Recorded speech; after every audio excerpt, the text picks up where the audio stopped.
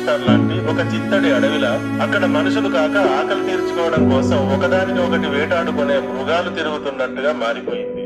సుమారుగా ఒక ఏడాది దాటిపోతున్నా అక్కడ శాంతి భద్రతలు కంట్రోల్లోకి రావడం లేదు. పైగా మరింత దిగజారిపోతున్నాయి. రీసెంట్ గా ఏం జరిగిందో మీకు బాగా తెలిసిన విషయమే. ఒక హిందూ వ్యక్తిని అత్యంత దారుణంగా నిప్పు పెట్టి కాల్చి చంపారు.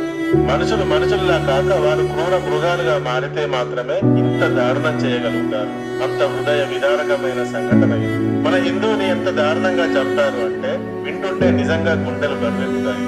ఆయన చేసిన నేరం ఏమిటి అంటే అతను ఒక హిందూ అయి ఉండి ఒక మూర్ఖపు మతోన్మాద దేశంలో జీవించడమే.